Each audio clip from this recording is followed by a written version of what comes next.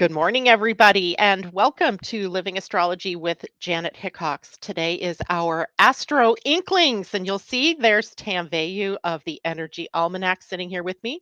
Good morning, Tam. How are you doing? Good morning, Janet. Happy to be here. Happy to be here. Yay, we're happy to have you here too. And I just realized that I should be sitting in your room because it's pinkish. And you could be, well, it doesn't matter because my colors are everywhere, but oh, that's funny. This is called the big pink office. This is what I call it. The big pink office. That's awesome. Yeah. So, welcome to everybody that is joining us today. Both Pam's or Tam's Uh-oh. audience. More coffee. I was looking at Pam's Aruba, who had just said Happy Ash Wednesday, everyone. And so, Pam and Tam, it's easy to make that mistake. But anyway, hello to everybody who is joining us or will be joining us. We have a lot to talk about today. Yeah. Um, as I was looking ahead, of course, I live ahead, and you do too, because right Oh, now we're in the midst of writing the stuff for 2023. hmm So sometimes I have this confusion, like thinking I, about Saturn going into Pisces, and I'm like, wait. That's next year, not this year. Wait. Back up. Because when we're writing for, a year ahead of time, you're focused there and then you got to come back. yeah. But even as I came back and looked at March, it's a busy month. It is a busy month. I have my notes. Yeah, it's a busy month.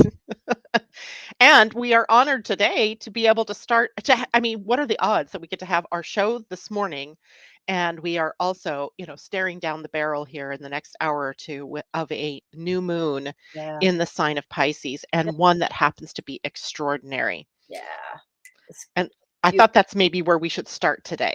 I think we should. Let's talk about that new moon in Pisces. Yeah, let's do. So much to say about it. First, I thought maybe we could talk about Pisces in general, kind of set the stage so people understand, okay, well, what is Pisces? Why do we care? Why do we care about Pisces? And Everything. then I actually have the chart of the new moon, and then I'll share that on the screen, and we can sort of, if you will, dissect it, even though that's not quite how it works. It all kind of works together, and see what some of the powerful transits are that are in that. Does that sound good to you? Sounds beautiful. Let's do that.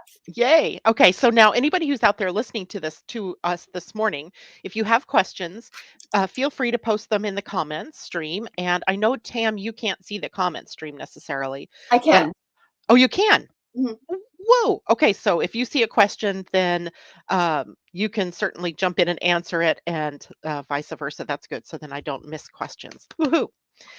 So let's talk about Pisces. Mhm. Now, Pisces is a very interesting sign. There's so many good things that we could talk about here, right? The imagination, that's where I started this morning. I went right into imagination Yeah. and the idea of the co-creative possibilities that live here, and the imagination being the seeding ground from which everything comes into being. Well, when I think Pisces, the very first thing I think of is the creativity. You said co-create, and absolutely it's co-creation between the across Yes. the veil and ourselves, but the creative spirit of my Piscean friends is through the roof. It's through the roof. I always say to myself, am I sure I'm not a Pisces? Well, the good news is everybody has Pisces in their chart somewhere, That's right? right. Everybody does. Yes. And that means that everybody has the potential for that Piscean creativity, imagination Mm, to come up to the surface. mhm. Now, I liken Pisces to the deep ocean. Yes. And if you think about the deep ocean, I mean, think of the life that teems just beneath the surface. Like, Mhm. I lived near the ocean and I can look out, I can see it right there, right? I'm looking out there and I see the water, but I don't see what's under the water. Yet I know that there is an entire universe operating underneath it. Right. Uh, Beautifully said. I'm looking at the various pictures of the ocean I have in front of me on the other side of this, and that's so true. There's so much activity going on in the depths of the ocean. It's I mean, I always think about Pisces as being a very deep, like you said, in water, but I really hadn't thought about the life that's there. And when you bring that life to the surface, that's what the Pisces do. Right, exactly. And the life in the ocean, okay, it has its own parameters and what have you. But if you think of Pisces for your own self as the ocean from which all creativity springs, There you go. then all you're doing is going in with a dipper, a cup, Mhm. a bottle. I've got both. And digging out or bringing to the surface that which it is that you want to create. Mm, And in a way, this relates to dreaminess as well, right? yes. All things sort of come from a dream. And today, with the new moon coming up with Pisces energy, it's our job then to make it a dream, make it a big dream, and Mhm. then embellish it. What does it look like, feel like, taste like, smell like? Who are you with? What are you doing? And add the details. But then also to qualify that with a sort of saying like this or something better, right? We don't want to pigeonhole Right, the right. universe Let's because not it could be right. It could be bigger. It could be better. It could be awesome, right? So we have that part of the Piscean energy, but then we also have the connection that Pisces has to joyful states of yeah, being. yeah. The joy, the bliss is another great word for this. Mhm. I also think of it as universal love.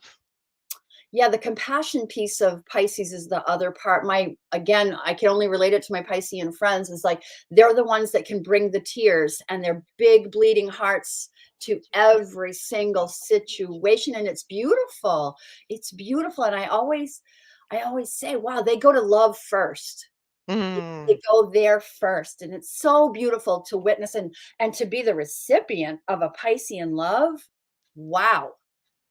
Yes, yes. There's so much emotion in Pisces, and that's another part of its magic is that there's emotional sensitivity, Mhm. there's intuition, there's powerful psychic sensitivity. It's almost inordinate that we have this tool that's so powerful Mm, that some of us ignore, right? I yeah. got to tell you a funny story. My youngest daughter this morning said she woke up and she heard that she needed to take her tiger's eye with her today. And when she went downstairs, getting ready to walk out the door, she was going to the bowl of stones to pick a stone to take with her. And she's like, I don't know what to take. Never mind that she heard this message, right? Well, the universe, she reaches into the bowl and she pulls out tiger eye. She's like, maybe I should be listening to my my intuition. Oh, that's beautiful. And I'm like, yeah, how many times does that happen to us too? And a new moon in Pisces gives us an opportunity to reconnect to that. Mm, mm. Not that we've lost it. I think we just ignore it maybe, or Yeah, we I think many of us in our busy lives do tend to ignore that part of us. We all have psychic capacity. It's just whether or not we choose to tap in. yeah. And I think Pisces also takes us into the mystical states. Mm, So, and we bring up those mystical states in different ways, right? Through exercise, through religious rites. I'm thinking about like the Sufi whirling dervishes, or the way that movement or dance mm, or mm, poetry can bring us and move us into a state of mysticism. mm. That's beautiful. Yeah. Yeah, so we have that. And of course, the higher power. This is a sign that connects us directly with the higher consciousness Yep. and the unconsciousness. Right. So equally available, right? The unconscious, where the one fish is swimming in the depths, while maybe the other fish is swimming higher, right? It's, the flying fish, the one that kind of makes it up through. And in the higher power, we have states like surrender, Mm, trust, mhm. faith, Faith. a big, big, big one in Pisces, and made even more powerful because Jupiter's in Pisces and Neptune in Pisces, where we have, the archetypes of having faith and living from a space of faith in a higher power, in our higher selves. I feel that energy so strongly. I'd love to know from the people who are listening, like, are you feeling that Jupiter in Pisces? I mean, and especially over the next day or two, for me, it's like really rampant. It's really working its magic. Yeah, yeah, it is. And people are mentioning their dreams. Susie Gemini had Oh, amazing dreams last night. I never remember my dreams, but this one she did. mhm. Christine Buckingham. Says, my youngest son is a March 18th Pisces. We can complete each other's sentences sometimes. I love that. He is a self-taught, gifted musician. Position. Music, yeah, there's that other, Very you know, Pisces. Yep. very Piscean. Spiritual healing, all Yes. part of this, Yep. Yep. right? And then if we look at unconditional love and we unpack that a little bit, we see things like forgiveness Mm-hmm. and understanding and Mm-hmm. tolerance and acceptance and Mm-hmm. compassion. You said that, compassion and oneness, right? This is a sign that can show us oneness or show us the unity of all things. Yeah. And I've already blown this one today, non-judgmental thinking. Oh, Janet, we don't want to know the details. Nope. It was focused on me, right? I walked over to open up the drapes, and I was having this conversation in my mind, and I'm like, "Oops, you already blew this one today," because I was judging myself. And it's not just me. All of us at times we're going around judging ourselves harshly. And what's funny is I just started a new book yesterday. I would recommend this book to any of you out here, male or female, but particularly if you're a woman, young or old, it doesn't really matter. And it's called A Radical Awakening. Oh, And the lady's name is Shefali. Oh my goodness, her name escapes me. Hold on one second here. I have the book. A Radical Awakening. Turn pain into power, embrace your truth, live free. This says Dr. Shefali, but I thought she had a last name that was listed. I just don't see it there. And amazing, right? At first, I'm like, "Oh, I've already been through this awakening thing, right? I'm 60. I'm probably not gonna awaken much more." And she well, hello. She pulled me up short on that one, right? That because there's so many different depths of things, and Pisces gives us that access. The whole reason I brought that up is the access to those deeper, more hidden parts of ourselves, are accessible now. mm, Here's another question for us. What can we heal during this Pisces new moon? right. Great question. Yeah. So I started looking at some of the shadows. I write for you for the Almanac. I'm writing this year. I'm actually going to do the gift and the shadow. You probably noticed that little change in the writing because I thought I'm tired of just focusing on the shadow. Mm, We need to focus there a little, right? We need to know, but I want to know, how do I move out of that shadow? So what can we heal? Defeatist attitudes, mm. victim thinking. Victimhood. Yes, that's unfortunately can be a trait of Pisces. So let's look Mhm. at that. Yeah, exactly. So that actually is a trait across the whole Virgo Pisces Correct. axis, right? Yes. So a lot of, Martyrdom and victimhood. Yeah. yep, martyrdom, victimhood, savior, and all of these other things that are old paradigms that Mhm. are, just ripe for us to heal, to Right. let go of. Yep. What about addictions? Right. Right. And when I say addictions, I don't mean things just like, drugs and alcohol or sex or gambling.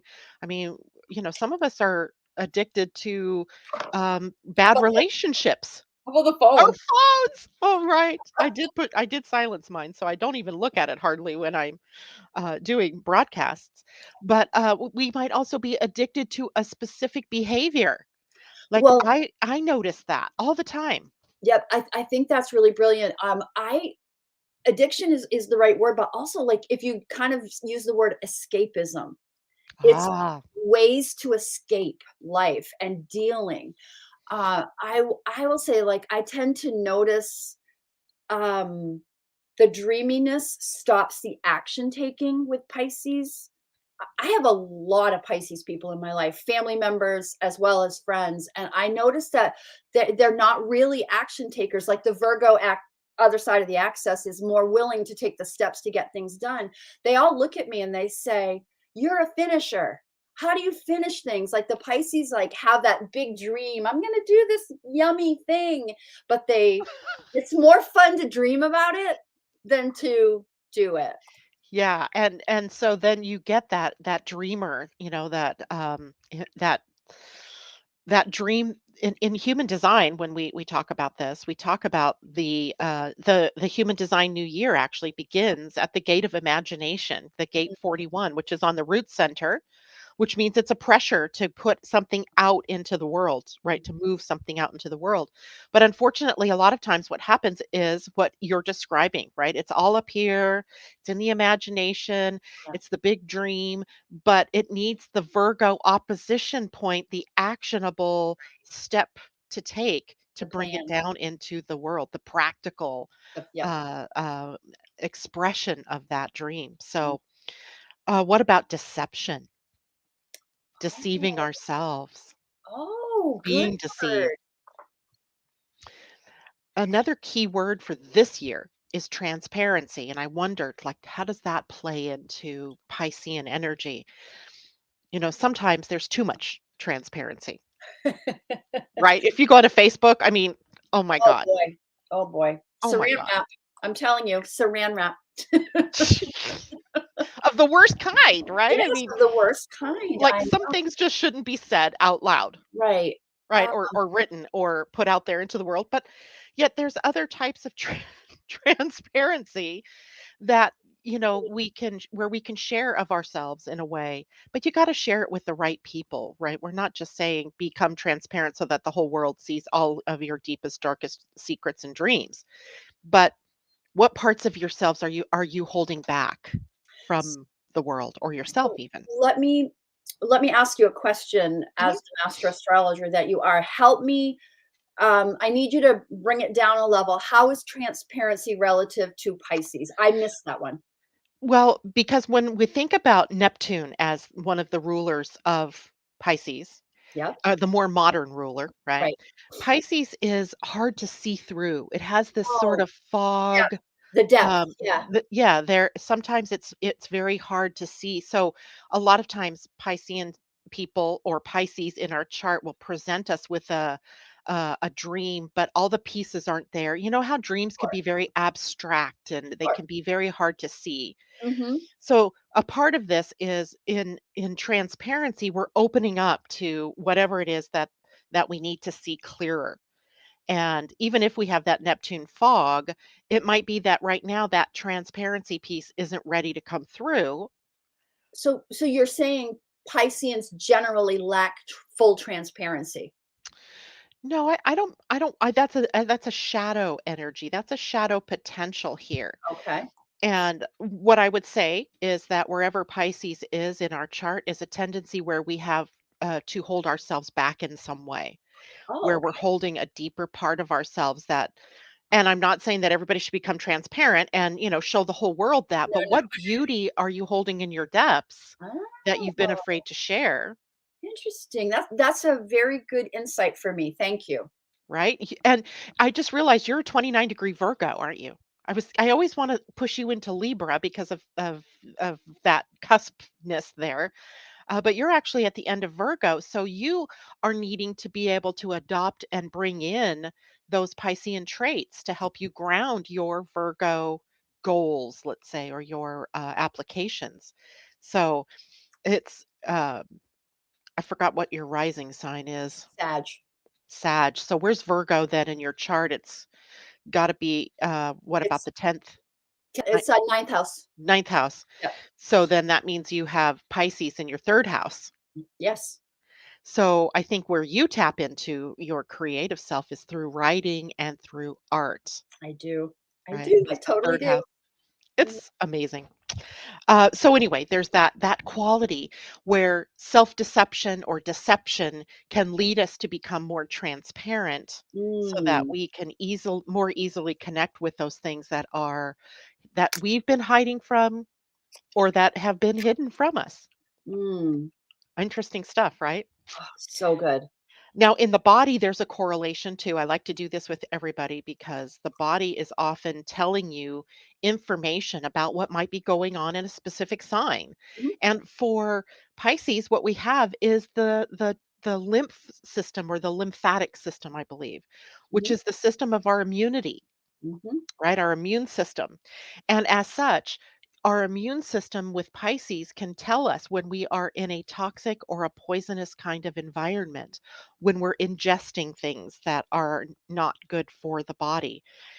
It's a correlation. It's not a one-to-one right. uh, uh, conditioning kind of thing, but because this is not a health show. I'm not a doctor, but I know that when I feel sort of weak, immune, like kind of, am I getting sick?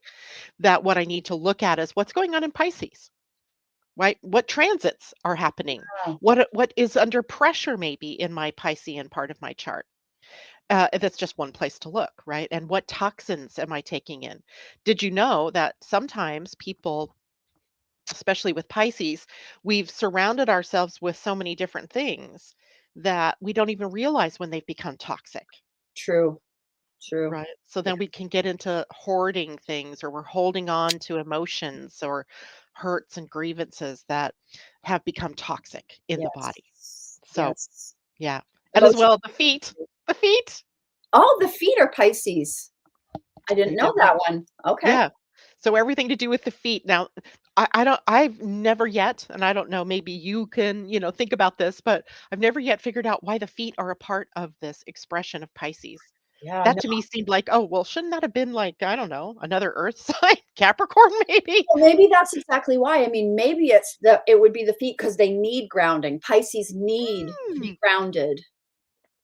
that's a good one. That's a great one, Tam. Yeah, they need to bring their feet down to the ground, right? Bring those feet down so you can get done what you need to get done. So, anyway, that gives us all then a really good, pretty good background of what Piscean energy is all about.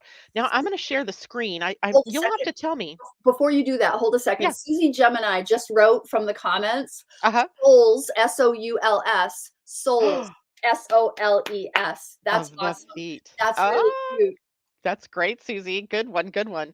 Um, Christine also said here, we hold on to people far too long, Oh, too. yes. Yes. Karen Brackett, feet equals understanding. Mm. Ooh. So, uh, but Gemini has Susie Gemini is a Gemini sun with a Virgo ascendant and Capricorn moon. A Pisces dream can be a Virgo rising's nightmare, says Cool Rocks. Yeah, right? Oh my goodness. Susie says with whole sign seventh house adjusting from Placidus. Yeah, yeah, because now I don't know if you actually draw up charts. Sometimes, yeah. I have been using the whole sign Me too. house method for, I don't know, a couple of years now, I think. Yep, And so to me, that just clarifies, right, that yep, everything about Pisces is going to pertain to a certain house in your chart. In your case, the third house. In yep, my case, it's the eighth house. yep. And that to me just brings clarity to something that's kind of hard to understand sometimes is how do you read a house that's split in half? Exactly. Yeah, me too. I love using the whole house system. I find it so much easier to do my work. Exactly. Alana, yes, no Pisces in any house. Yes, you have Pisces in some house of your chart. Nobody's missing anything. I have to Right, say this all the time in human design. You are missing nothing. You have right. everything. It's Yeah, just about how is it organized in the chart. right, What you might mean, Alana, is that you have no Pisces planets, right. and that's a possibility for sure, right? But the way that we look at that is Pisces has ruling planets. It has both Neptune and Jupiter. And so, if you want to know more about Pisces in your life, look to where the placement of Neptune or Jupiter or both is in your own natal chart. Mhm. That will help you kind of tune in, dial in the lenses a bit as to what's happening for you in Pisces. I hope that helps.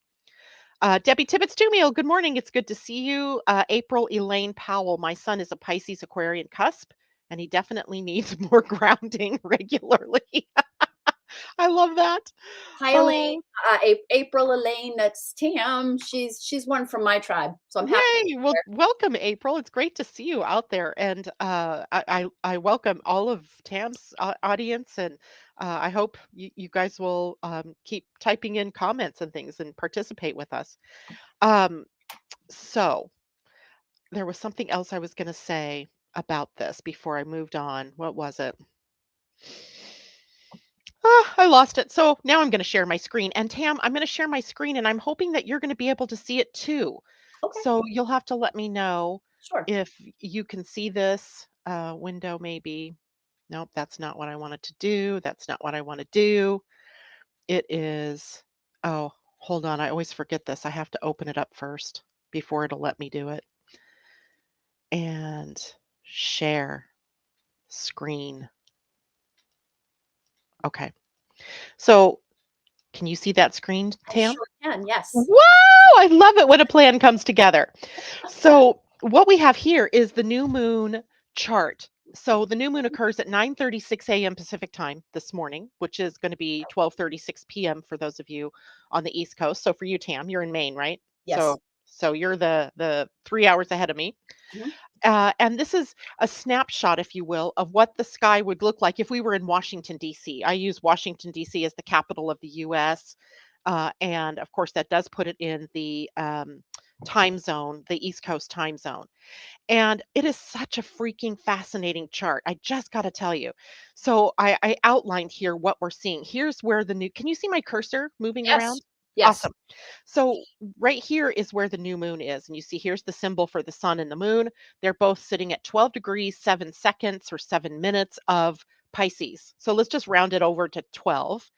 And then you see Jupiter here at about 14 degrees. So these three are tied together Mm, for this new moon, which adds faith, trust. And I love this expect miracles. I mm. totally didn't bring that up, but I think Pisces are very good at tapping into miracle thinking.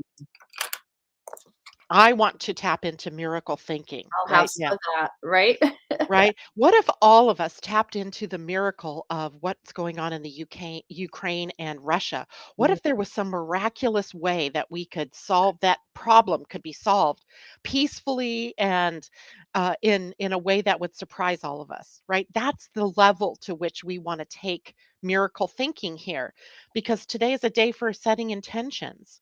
And if the intention is to experience miraculous healing or miracles of in our relationships or miracles in the outer world or creative miracles, this is the day, right.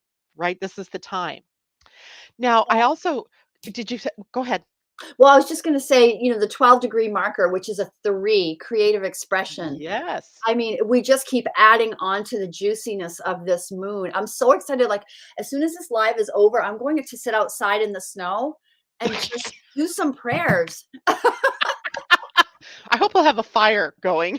Oh, it's beautiful. It's 36 degrees. The air is cold and fresh, and, like, that is yummy for me. I love that. Oh, well, we're in the middle of an atmospheric river, so dumping rain, that one isn't so pleasant to sit out in. Oh, yeah, no, I hear you. But it doesn't matter. I can still sit here and tap into the beauty that is out there in the world. Uh, so let's look at a couple of other things. And by the way, Tam, right here, I'm watching your face, and then I can tell if you have something to say, but I don't get to see your face here. So plow in with Okay. words if you have them. Okay. So I also like to look in the new moon charts at other things that are popping up. Like what are the other planets doing, right? Because that's interesting to me too. And here is a Mercury Saturn conjunction. So Yes. these guys are at 12, Mhm, these two are at 19. mhm, And this is Mercury and Saturn. And when they come together, they give us a focusing ability. right. And the focusing, like taking the lens of a camera or a telescope and being able to bring it in clearer and clearer. There's also the ability to create a framework here, Mhm, right? If we're going to build something or start something, a new program or a new creative idea, it needs your kind of Virgo, or in this case, Aquarian, mhm, ability to dial in and make it useful. Now, because these two are in Aquarius, it's not so much that Virgo practical as much as it is the innovative right. or the inventive, new ways of trying things. Like if you've never been someone to sit down at the new moon and set intentions, um, why not try that this month? This is a great day to do it. Right? Wait until after 9:36 or 12:36 p.m. because you want the full force of the new moon with you. Absolutely. But try things new. Focus on doing something different, Mm, right? If you keep doing things the same way that you've always done them, then you get the same results. If it's working, great, right? But this is pushing us to become a little more innovative, thinking outside of the box, doing things differently. And mhm. then, of course, we have this very rare, creative, possibly explosive transit of Pluto, Mars, and Venus, all three at 27 degrees. They're actually conjunct exact tomorrow. but it's in the new moon. I mean, I wouldn't discount a few seconds between them.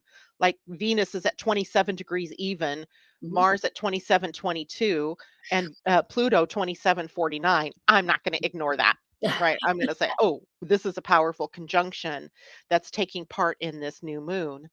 And in this respect, what we have is all of the inner planets, the sun, the moon, Mercury, Venus, Mars, in conjunctions with the outer planets, in this case, Jupiter, Saturn, and Pluto. Mm. Doink. I have been doing astrology for a very long time, and I do not ever recall this happening. And Wow. it's not like they're just in close conjunctions. I mean, we have sun and moon, of course, they're always going to be in an exact conjunction at a new moon. But what are the odds that Mercury and Saturn would come into an exact conjunction? What Right? are the odds that Pluto, Mars, and Venus are going to be in an exact conjunction, which, by the way, won't happen again for a couple of centuries? Wow. Wow. Rare. When I say rare, I mean rare. This isn't something we experience every day. We hear this all the time. We're living in unusual times, but we are living in unusual times. That is Yeah. really remarkable. That transit, the conjunction between Pluto, Mars, and Venus, like I didn't know about that one. Wow. I well, you know what? Partly, I didn't see it coming. I did not see this coming last year when we were playing, getting ready for the 2022 Almanac. I'm like, wow, that was just totally out of the blue. And I don't think I noticed this until like maybe November, December Wow. of this year of 2021. And I'm like, well, apparently I wasn't meant to know about it until then, or Right. we weren't Didn't meant to even. know about it because I think we would have been fretting about it somewhat, right? Because of the context of the world. But here, this to me is creative energy. When you bring Mars and Venus together, anyway, anytime you bring Mars and Venus together, you're bringing together powerful creative energies, right? The Mars action principle, the Venus feminine principle, the creative imagination with the ability to take action. And you put now Pluto in it and his power to empower and Mm, transform. mhm. And we have transformative creative ability here. So create a rare creative and Now transformative transit. let's apply that to the bigger landscape, Mm. right? Transformative, creative energy. And how can we apply that to exactly what's going in the bigger world now? Like, I just, the whole miracle energy, like this, it feels so important considering what's going on in the world right now that a true transformation can happen if we lean into the miracle energy available today, Yes. right? Dream it into being. Oh, it feels so like my heart is just opening when I look at this and really understand the full potential of what's at hand today. Yeah, and something I'm getting chills as I'm just thinking about this because we have a generation of young people on the planet right now that maybe I can't remember if they're like Generation Z, I think they call them. They were born right around late 90s, early Yes, 2000s. Gen Z. And they're they've not experienced a world where everyone was at peace. Oh, interesting. Right? I mean, right from the get-go, my granddaughter was born in 2003, and we'd already experienced 9/11. So we'd already been in this attacking of Iraq and of Afghanistan, and you know how long that drug out. Oh, And we finally get that taken care of, or we stop ourselves from that. And now there's this. Now we're not dragged into it as far as soldiers and all of that yet, the miracle part of this is that we get to choose, right? This right. Pisces new moon says we get to choose. Choose. We're choosing in every moment. And yet there's this whole, generation that they must feel gobsmacked. I mean, to them, the reality is that everybody's always in conflict, Right. or it must seem that way to them. That's interesting and sad at the very same time. Right. But I think for them, I watch my older grandkids, because they're the ones right now that I can really see how they're shaping things up. And they're little rebels, right? They're not accepting of the status quo. Mm, They're not accepting that this is how the world is going to be. And they're willing to put their dollars, their energy behind creating a different world. Mm. And I just find that fascinating. Think about how many, of that age group, they're stunning in their wisdom, in their just Mm. I mean, to me, I'm like, I had to wait until I was, in my 40s to have that kind of an awakening.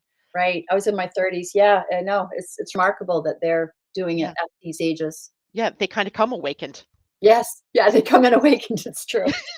And they're like looking at all of us going, "You guys, get up here into the now. Get out of that old thinking, that old behaviors." So this is an extraordinary new moon, and I would just say to everybody, please don't waste it. Right? Don't Mm. waste this. What do you want to create?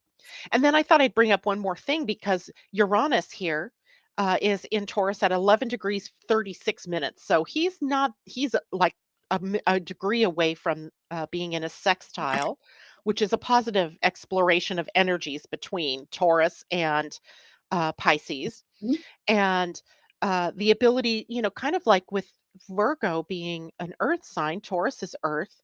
So being able to take some of that inventiveness, that miracle thinking, that innovation that is a possible, and grounding it in, right? Mhm. He's the awakener.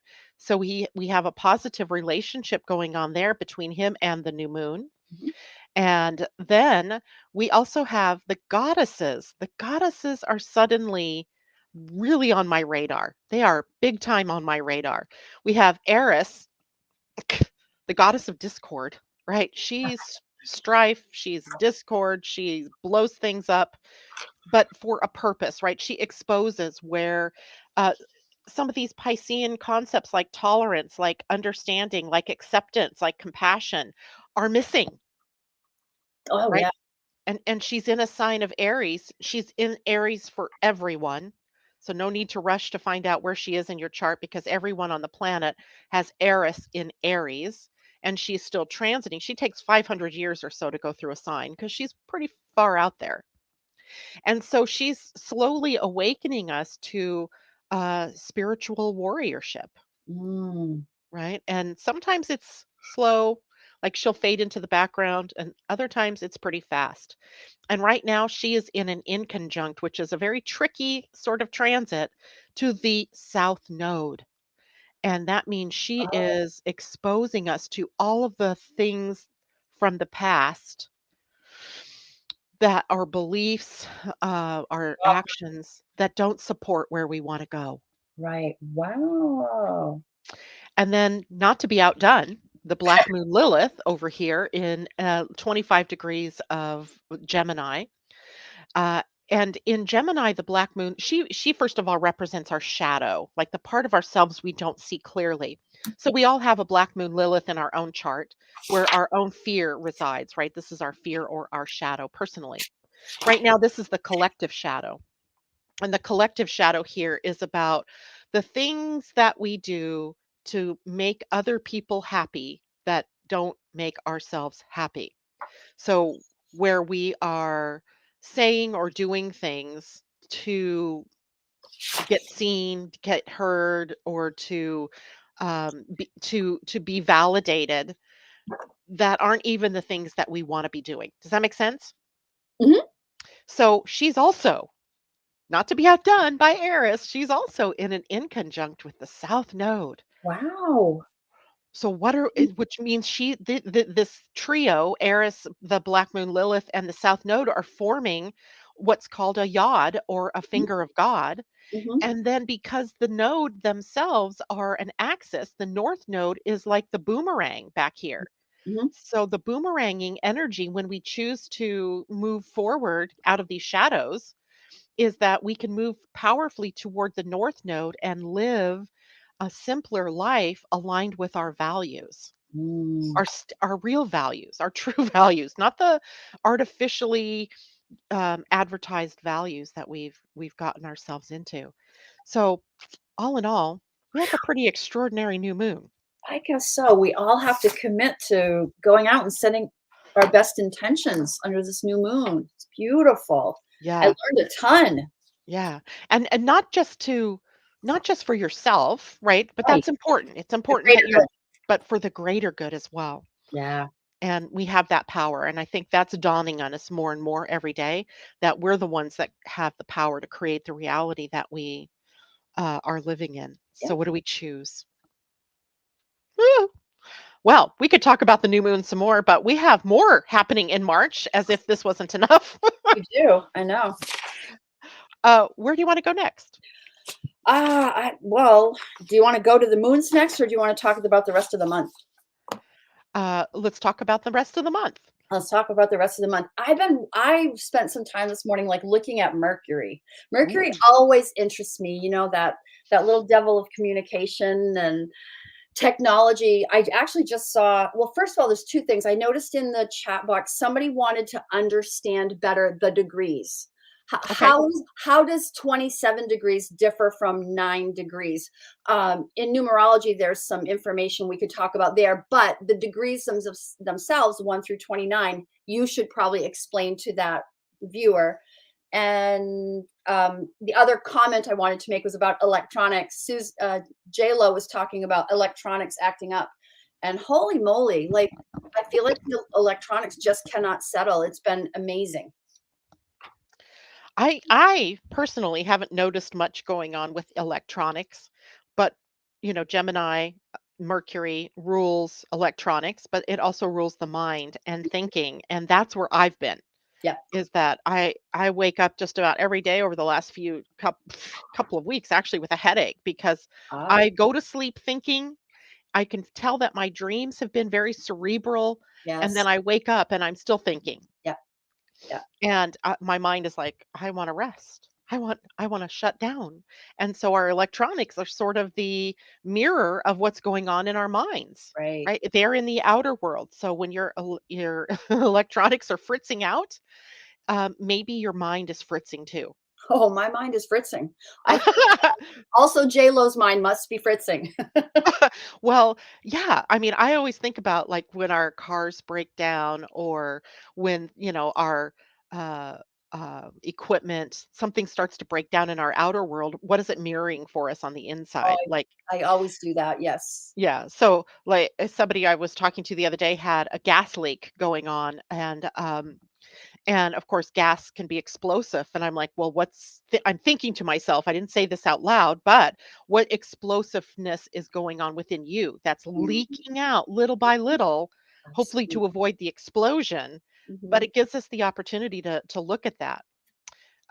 So I will always do it. So what is it mirroring to me? What I is it always showing do me? that. Yeah, that's a really good practice. I think my family has stopped asking me, "What do you think it means?" I'm like, "They don't wanna know," because I'm always like that. Do you really want to know, or were you just being polite, Yeah. or I what? Yeah. now ask them, like, "Do you really, really wanna know what I think?"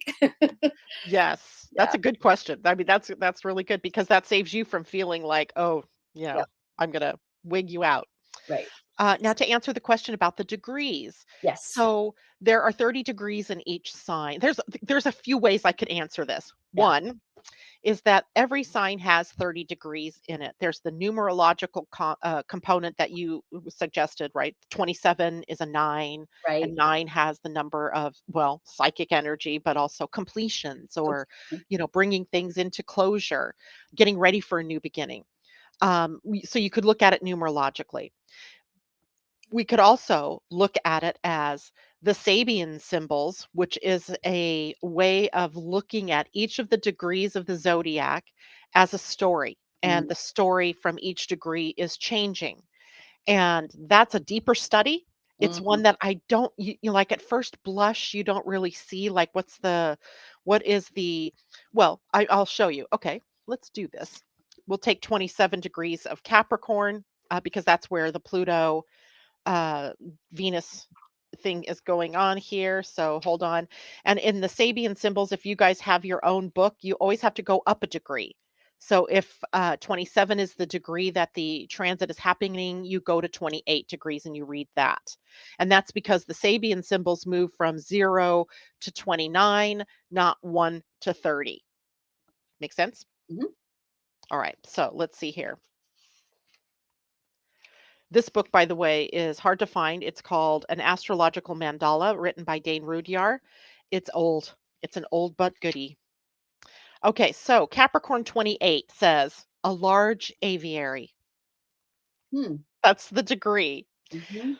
So, a large aviary, the keynote says the enjoyment of spiritual values by the soul able to familiarize itself with their implications. Birds symbolize spiritual forces, and the aviary presents us with a picture of these forces or desires contained within a mind open to the light of psychic or soul realities and bringing joy and harmony to the consciousness. The strenuous ascent represented by the preceding scene. Well, we don't need to go there because that's about the preceding scene because each of these degrees build on the other. Right. But if you just think about a large aviary, um, what beauty. So remember, I said that that conjunction, that triple conjunction, is extraordinarily creative. Mhm. And when you have an aviary, I'm thinking of going like to the Seattle Zoo, the Woodland Park Zoo, and they have these big walk-through aviaries where Mhm. you're actually walking through their environment, and there's every kind of bird imaginable from that kind of environment. So think of the birds as ideas or inspirations. So we could look at the degree and we can go, oh, there's a creative thing going on here. And I just need to choose which one I'm going to focus on, Mm. or which two or three, even. Which ones am I going to focus on? So we can look at the degrees that way as an individual um, part of a story that's been building from 0 Aries all the way back to 29 Pisces. And we just happen to be at the part of the story that's at 27 degrees of Capricorn. Now, there's another way that we can look at the degrees, and that is each of the signs have something called a triplicity. So, if let's see, we're going to take you, you're a Virgo. So, the triplicity for you is Virgo, Capricorn, and Taurus, the earth signs, Yep. right? Her earth signs. And so we can take the 30 degrees of the zodiac and we can divide it by 3 of that sign, I mean, and we can divide it by 3 and we get 10 degrees. Mhm. The first 10 degrees of the sign is the truest expression of that sign. So 0 to 10 degrees of Virgo is the most profound expression of Virgo. Mhm.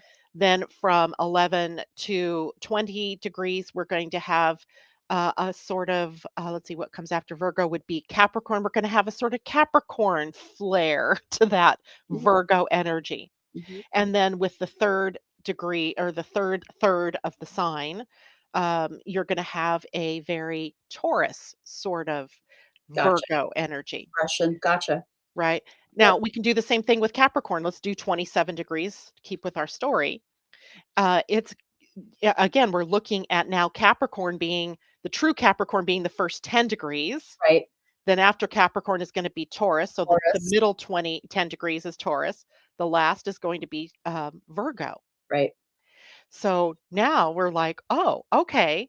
Now we have to maybe put some action steps, a plan, a set of goals, Mm. a and some like you're so good at this, right? I would bet it's on your wall somewhere, the picture that you draw of your goals or of your dream plans. Mhm. Or you do this with your readings every year when I give you your solar return reading, like you make this map. Mhm. And so adding some of those kind of more concrete things to your dreams or to Mhm. your creative energies Mhm. so that that's a power that's attached to that 27th degree. Mhm.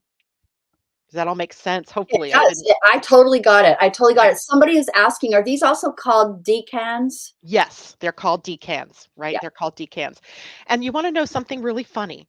I took my oldest granddaughter out to lunch a couple weeks ago and I said, "I just want to know what are people your age looking at in astrology? Like what because I know they're totally interested. They're fascinated by it.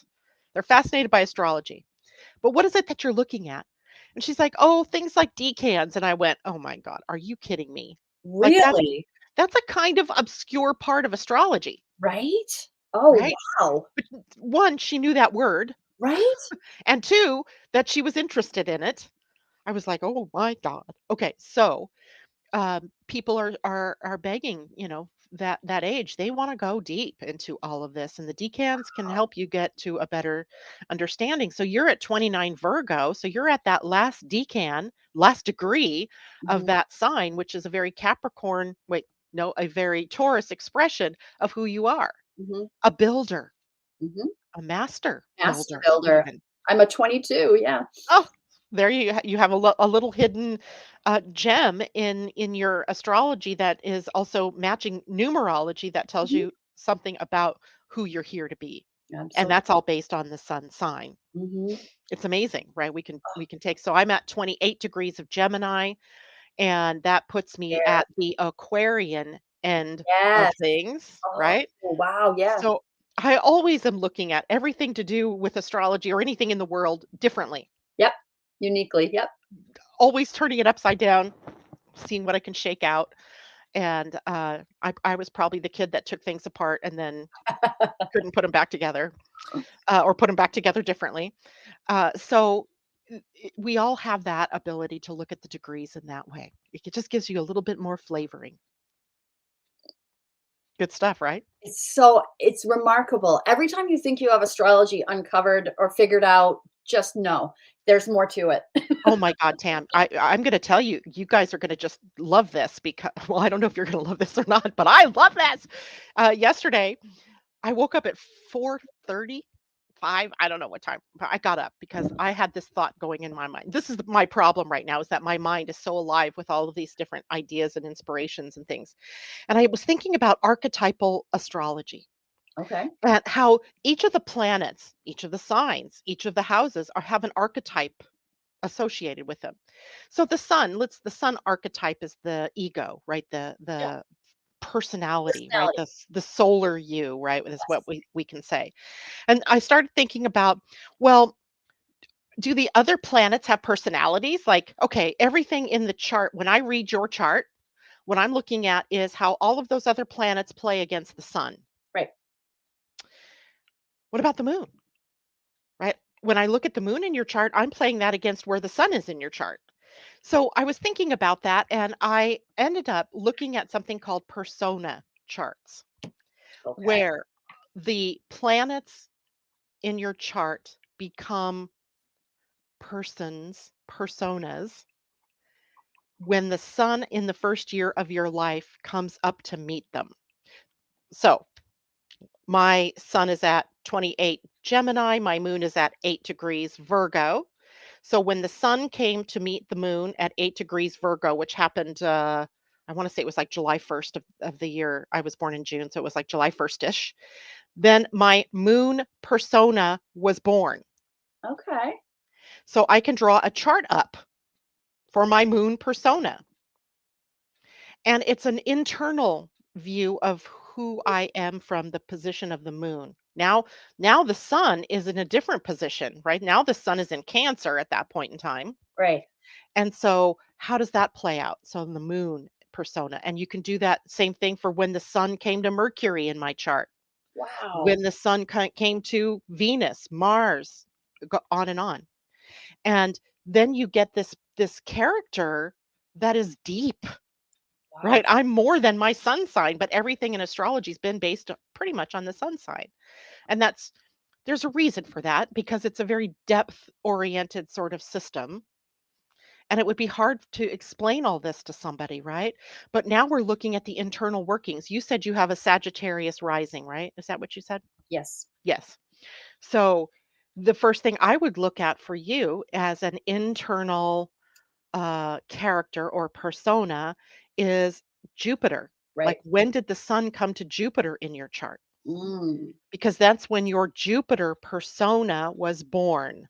And Jupiter persona, Jupiter as an archetype is the wise woman or the wise person, Mhm. right? The guru or the expansive qualities of who you are. Mhm. And so where did that take place and how does that play out against all of the other planets then? So we think we were born once, but we weren't, right? Each of those different planets had a birth date within the confines of the astrology of the snapshot of the day you were born that we can eke out and we can look at deeper. This an inch wide and 10 miles deep. That's astrology. Like that persona astrology, like that's a whole nother thing I've never heard of. Honestly, I hadn't either. I don't even know what it is that drives me into these things anymore. It's just some kind of idea or an inspiration. Something goes, go look at that. okay, I'll do that. And Wow. then I become fascinated by it. Right. And, literally, this is just something to me, this is a part of who we are that needs contemplation and time. Yes. This is, I'll show you. I actually drew up the charts. So this is what persona charts look like, Oh, wow. right? So One for they're each sign. 9 different charts, Yep. right? Yep. That are, I forgot I had this sitting here. Oops, that's upside down too. Here, it's right side up. And of course, then you see all those lines in there. Yep. Each of those persona charts has its own relationships that it's built with the other planets at that time. Wow. So I take that back. My moon was born September 1st of 1961. My Mercury was born July 1st because it's closer. Mercury's pretty close Yep. to the sun, usually within 45 degrees. And the latest planet in my whole pantheon that was born was actually Neptune, and it wasn't born until November 1st of 1960. No, I have a 1962. Venus, May 3rd of 1962, because my Venus is behind the Oh, sun. right. Yep. Okay. So it's just fascinating. And I've not completely unpacked this yet. And I know everybody's out there probably just going, I've got to look at this. I've got to look at this. Well, let me say Um, that you somehow have given Lo an epiphany in her chart, so ooh, that talk had great value. I love it. I love it.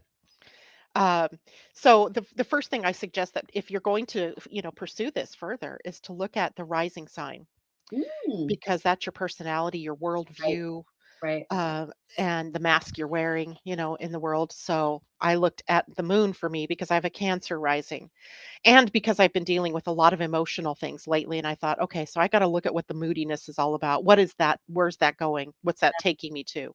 Yeah. So we can do that. And it reminds me that, astrology is more than just doing readings. I really want to take my practice from doing readings into doing counseling or therapy with it. It's coaching. That's how I use astrology. People come to me and they want to know their astrology chart, and I say, I can read your astrology chart, but if unless you're going to apply it, it has no value. So really, you're getting a coaching session from me, and Which is good. yeah, and that's my sweet spot. That's what I do. So that works for me. Yeah. Yeah. And so all of this is to, that was a long way around to talk about the degrees of the signs Yeah. and all of that. But there's layers. There's just So many layers here. layers. So many Yeah. layers. Wow. Yeah, and for my audience that they've been following me, some people for years upon years, um, they've seen me build this up over time. So for some of you, you're probably feeling gobsmacked because that is something way out of left field that you're like, "Oh my God, now how do I figure this one out?" Try not to figure it out. Don't figure it out. Just sit with it. Right. Let me figure out how I'm going to bring it to you. and then and then uh apply it to yourself. So JLo, if you want to share, I would love to know what your aha is. Um and because let's see, we have only 3 minutes left and we did not get to where we were going to go. Tell me, what's your next favorite thing for March? I was looking at the 13th of March when the sun conjuncts Neptune, and it's a really like spiritually rich day for us. That was the note that I made about that. Looking at, our imagination being expansive, our faith being deeper and bigger, and we might need it by then. For sure. That was a day that was on my thing. Spring equinox, March 20th, going into the sign of Aries, feeling like a fresh new beginning again. I mean, that's one of our basic every year we have that, but like it excites me. I'm looking forward to that energy again. Yeah, I thought maybe we should start a movement to move the new year to March 22nd or March, whatever day the spring equinox is on. Sure. Yeah. Because it just makes so much more sense to me to have everything birthed when the energy of birth is so prominent. Is so the Julian calendar versus the Gregorian calendar, is one of them correct? There are they both not on the I think the Julian calendar is something I don't even understand, but the Gregorian calendar is so just contrived and mechanical that I think it takes some of the juiciness of what we experience on a day-to-day basis away from us. yeah. It's just a date, right? March 13th is a date on the oh, I should probably turn my calendar. It says February. um, it's a date on the calendar. It has no spirituality in it. Right, So right. I love to I gotta turn that one too. My Pleiadian-Earth energy calendar where we can look and let's look at that March 13th date in the calendar that tells us about a spiraling of consciousness. And we see that the 13th is six feeling. So it's an emotional day, one that taps us into this deeper need for peace and harmony. Mm. That's Sun conjunct Neptune, Mhm. right? Right there. Lovely. Okay. Thank you so much, Tam. This This is has been fun. great. This is fun. I'm sorry we didn't get all the way through March, but we can, we have more time. We can talk some other time. Sure. Um, for those of you who are inclined this evening, I will be on with Annette McCoy of Angel Heart Radio well, it's actually not this evening. It'll be 3 o'clock my time, 6 p.m. for those of you on the East Coast. And that is on their Facebook page, Angel Heart Radio. And of course, I do this monthly. They're a group out of Australia, a group of women that I absolutely adore. And we're going to be taking March a little bit deeper. I want to really look at what's the potential for spring because we can drop a chart for when the sun moves into zero Aries and we can get a feel for what comes next. I love Mm, that. mm. So that's it for us today, everybody. Thank you so much for joining us. Much love to all of you. Happy new moon. We've got about 30 minutes left for that. And I'll see you all on Friday morning. Tam, what do you want to, what's up for you? What are you sharing with everybody these days? Well, of course, the Energy Almanac, but besides that, I have a quarterly in your pajamas planning party coming up on March 17th, where we're going to take the astrology and literally time block in our calendars what to do when based on what's going on astrologically. Woo! On Right? March 17th. Okay. Yeah, If you want to send me that information, I'll make sure I post it out there for people perfect. who might want to join for that. That sounds like fun. Who doesn't love a pajama party? Okay, sounds good, Janet. Right? Can I wear my Tigger pajamas? Yes, you should. All right. Much love to all of you. Take care and happy new moon. Bye, Bye everyone. for now.